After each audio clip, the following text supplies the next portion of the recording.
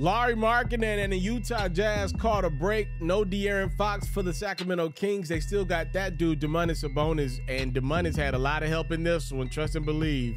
I ain't lying to you. Sabonis, though, starts his highlight off with a little inside grind. And then, on the other end, it's Colin Sexton, who's been heating it up, by the way. He had 28 points in this one. Malik Monk nails a three off the dime from Keegan Murray, which I find to be very ironic with how this game plays out. Monk had 18 points. On the other end, Markkinen matches Monk's energy with 18 points of his own. Remember me? I'm Chris Dunn. See you at the rim. Dunn, attacking and scoring. Jazz just down a 5 spot. But then everything just kind of goes down the drain for Utah. Mostly due to one man's incredible three-point shooting. Keegan Murray gets hot in Sacramento. And when I mean hot, I'm talking about like hot. He makes an NBA record 11 straight three-pointers, kicks this game off 12 of 13 from the three-point line. Keegan Murray sets a Sacramento Kings record for threes and nearly set an NBA record for threes. Klay Thompson holds that record with 14. Keegan wasn't too shabby. How about Murray even showing you a little of that inside grind? 47-piece for Keegan Murray. His Sacramento Kings beat the Utah Jazz 125-104. Two teams that are both heading in the wrong direction. Mikal Bridges and the Brooklyn Nets take San Francisco, and Steph Curry and the Golden State Warriors are there waiting on him. First quarter, it's Steph nailing the three. His night was just getting started. That's his 3,500 career three-pointer in his legendary career. Obviously, that's the most all-time. Other end, Cam Thomas. By the way, he's got the game to set some records. I don't know if he's going to catch Steph's three-point record, but y'all know Cam ain't got no problems lighting it up. This game was no different. The Nets trail by 7, though. Same spot action from the Splash Brothers. First there's Steph, and then there's Klay, who's been playing better of late. The Warriors take the 9-point lead. Let's go to the third quarter. It's more Curry inside showing you the grind. But then Brooklyn comes to life. Thomas getting to his spot and showing you that he's got a wicked jump shot. Spencer Dinwiddie pulling up and nailing the tray. More Thomas. This dude is an absolute bucket getter. Bridges, like I want some of that too. The Nets take their first lead since the first quarter. It's 99-97. From there, Steph Curry asks Brooklyn, may I have this dance? He goes inside. There's Thomas, 3 of his 41 points. Curry wasn't too shabby himself. He had 37, going ballistic. How about 12 straight Warrior points from Steph? Actually calls timeout for Brooklyn because he's lighting them up so crazy. The Warriors go back in front by a couple possessions. Nets, not done. Bridges nails the corner tray ball. But when it's winning time, Chris Paul dimes it up to Klay. CP3 had 11 assists. Thompson had 24 points. You already know that man. Curry putting a nail in Brooklyn's coffin. The Warriors take this one 124-120 behind Steph's big night. Jalen Brunson and the New York Knicks still on a road trip. They're in LA to take on the Clippers. And right now, ladies and gentlemen, LAC is clicking on all cylinders.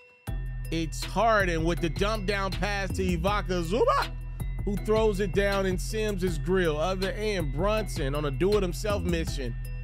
He's left-handed, so he uses the left. Not a bad idea. Other end, Russell Westbrook finding Kawhi Leonard, who's right-handed but uses his left. The Clippers are up a deuce in the second. It's Brunson showing you his bag. Brunson nailing the three. How about 22 points for Brunson in this one? Not 50, but really good. Harden and the Clippers just showcasing all of these different tools that they got. Look at this dive from the bearded one to Terrence Mann nailing the three. Kawhi, he don't gotta pass it. He keeping it for himself, scoring it plus the foul. The Claw had a big game. More of the same in the third. It's Paul George finding Kawhi. And then Paul George keeping it himself.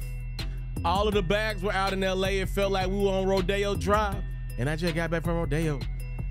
George nails another three. Kawhi doing it himself. He nails another three. Paul George had 25. Kawhi had 36. The Knicks would try to make a run. And I say that loosely as Julius Randle throws down the dunk. But all in all, just too much lethal attack from the big boys in LA. It's George. It's Kawhi. It's a Clippers dub. They beat the Knicks going away. Your final score, 144-122. Shai Gilgeous-Alexander and the Oklahoma City Thunder got a tall task ahead of them. They're in Denver to take on the NBA champs, the Nuggets. Looking crisp early. Jamal Murray going to the rim and using the left. Nikola Jokic showing you the free throw line grind. Nuggets up by 3. Second quarter. More Jokic spinning, winning, and dealing. Nuggets up by 5. OKC got some guys that can cock that thing too, though. Meet Chet Holmgren. Holmgren, beautiful two-man action with his PG and SGA. Rewards the big fella. On the other end, Jokic is the big fella that rewards other big fellas. How about Jokic with a little touch pass inside to Aaron Gordon, who is just loving his life as a basketball player. Jalen Williams don't need nobody to pass him the rock. The grown man juice is good. Thunder hanging around. Josh Giddey finds Chet Holmgren at the top of the key. Fall free. Denver's dynamic duo is gonna put the moves on Chet a few times. First Jokic, then Murray, then Jokic again. With the shot clock winding down, he nails the 3 over Holmgren. 24, 12, and 6 for the big fella in blue. But trust and believe, Chet got a little get back on Denver. Holmgren with the crazy rejection on Gordon. Chet had 9 blocks, obviously a career high, but the most by anybody this year. So Jokic decides to throw it over Chet just enough to get it to Gordon, who throws it down. But the Thunder are not done fighting. It's Holmgren catching his own alley-oop. How about Chet, 17, 11, and 9? With the Nuggets lead dwindling, only up a point. How about Murray with the clutch juice? Denver led it by 3. Thunder put another deuce on the board. In the closing seconds, it's 117-116. And then SGA calls game. Shai Gilgeous-Alexander with a cold-blooded deuce on the road. Last chance for Denver. They put Jokic on the inbound, trying to get it to Gordon with a second to go. That pass does nothing productive for Denver. And it's SGA with 25, 6, and 8 beating the Nuggets in the closing seconds. 118-117 is your final. Good game to watch. Jimmy Butler and the Miami Heat got company in town once again. DeMar DeRozan and the Chicago Bulls still hanging in South Beach. They decided to link up for some action. Jimmy Butler was all game in this one. Trust and believe, I ain't lying to you about that one. Butler with the dunk, and then Butler finds Kevin Love. Fall free. Game so nice, you probably should make it twice. Butler finds Love again with the top of the key. 3. Heat take the early lead. Chicago not done, though. They ain't going nowhere. Patrick Williams starting to break out for the Bulls. Had a season-high 25 points in this one. More Chicago. Kobe White finding Torrey Craig. Finds the bottom of the net for his own 3. Channeling his inner K-Love. And then Nikola Vucevic on the same type of time. He probably put in the same type of grind. He got a tight one at the half, third quarter. Love with a beautiful outlet pass to Butler. We already know K-Love's one of the best ever to do that. Jimmy Butler always says, yo, I can jump really high. I just choose not to waste my energy on dunks. Oh, showing us a lot of that jumping high and then not wasting the energy on dunks. How about it, Jimmy B? Butler inside. That's a foul, says Jimmy Butler. The Heat go up by 6. Butler had 28 points. Not to be outdone by the Chicago greatness that is DeMar DeRozan, the mid-range king. DeRozan all over the place in Miami, which is always a fun time, by the way. Bulls take the 2-point lead. Kobe White going glass. Here's where things get really, really interesting. 32 seconds to go. The Heat come away with the steal. It's Kyle Lowry tying this game up at 116. Miami gets a stop. The closing seconds, they call on Jimmy B, and Butler delivers! Ah! Jimmy B nails the game-winning jump shot at the buzzer. Look at the emotion from Butler. His legendary run in Miami continues. The Heat walk it off against the Bulls, 118-116. Welcome to episode 45 of the Who's Ferro podcast. I am yours truly, the one and only. I go by the name of Ferro. Thank y'all so much for the time, the love, and support that you've given me. If you have not done so, if you're enjoying the great quality content, please make sure you hit your boy with a quick subscribe, a like. Find a way to show me that you like what you watching. That's what I need you to figure out. All right? Thank y'all so much for the love. On a serious note, I really appreciate y'all. Big announcements coming as soon as tomorrow. If you follow me on YouTube, you already know what the announcement is, but we're going to make it official in video format. So I want to put about 4 to 5 minutes on the clock, 1 minute per segment. Let's talk about last night in the NBA. I would like to start with the last highlight we showed. Jimmy Butler continues to have moment after moment for the Miami Heat. You know what's crazy? Kawhi Leonard, who we're going to talk about next, has scored 30 his last 10 games. But oftentimes when Kawhi plays well, the Clippers are blowing people out. Kawhi doesn't have the most exciting game out there. I got to give Jimmy Butler credit, though. What Jimmy Butler has done a fantastic job of doing is making moments as a Miami Heat. And if we're being completely candid and honest about his tenure in Miami, in the last 15 years, it's been D-Wade, LeBron, and a guy that's crept in the third now for me on the most important Heat of the last 15 years. I think Jimmy Butler has surpassed Chris Bosh on most important Miami Heat. He's had that many moments. Speaking of Kawhi Leonard, I want to swing it over to the Claw, who has been balling out of his mind. Ladies and gentlemen, I don't know if you've been paying attention. The Clippers have figured it out.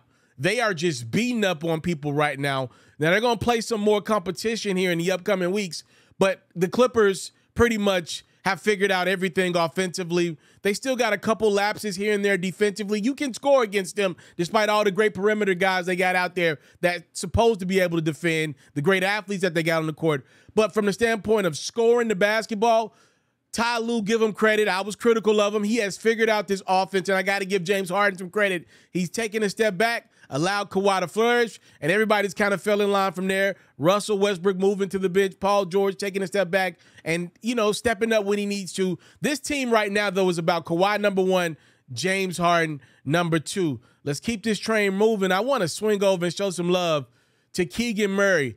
All I've heard since Keegan got into the league, the former 4th overall pick, is that this dude is going to be the next great shooter. This dude's going to be the next great shooter. And it's not that he's been slow or nothing to start his career. I just didn't see all of the next greatest shooter hype on Keegan. Well, it appears as though I was wrong. Keegan Murray starts this game off against the Utah Jazz, 12 of 13 from the free throw line. He makes 11 straight three-pointers. And I think the most purest moment of Keegan's great shooting night actually happened after another game.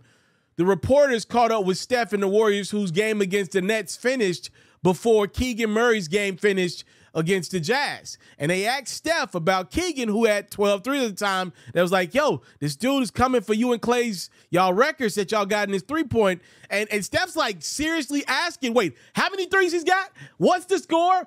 How many minutes left? It just tells you that these shooters and these NBA players, they got egos, but it makes the game better. They value their records. Steph Curry was genuinely concerned that Keegan was about to catch his splash bro Klays 14 three-pointers made and a basketball game record. And since we're talking about Steph and Klay, I thought it'd be cool to end this very, very, very short episode of the Who's Ferro podcast talking about Klay Thompson. I want to show some love.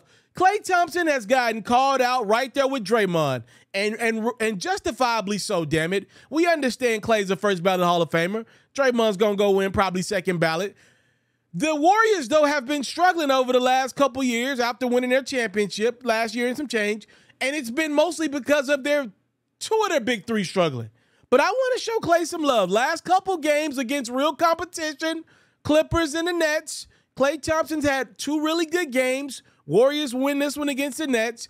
And then you just clearly see the difference in this team when Klay Thompson is shooting the basketball effectively. When he's not going 2 for 11, I don't need him to go 6 of 9 from the field. I need him to be not 2 for 11. That's all I need. I don't need him going 1 for 8. I don't need Warriors teammates second-guessing themselves, passing the ball to one of the greatest shooters of all time. If Klay Thompson can just keep defenses honest, that's all we asking for is to keep them honest. It changes the dynamic of this Warriors team with or without Draymond. It changes the team. It changes how teams approach this Warriors team if they got the Splash Bro back, because over the last couple years, it's been the Splash Bro and Steph and whoever else can help him out night in, night out. I want to thank you guys so much for tapping into the latest episode of the Hoops Ferro podcast. Thank y'all so much for the love, the support, the time. It's truly what your boy would never take for granted. Big announcements are upon thee. Changes to the platform are coming. Thank y'all so much. I'm out. I want to salute you, homie, you know, for building your own thing and doing your own thing. Why build theirs when I believe I can build my own? You've already done it, or I wouldn't be here. I'm already the only elite sports and music journalist in the game today. My goal is simple, to be the best there's ever been. So, please don't go. Make sure you subscribe and follow the journey. It truly means everything to me. I tell stories. I talk music. I cover sports. I am culture. I am Ferro.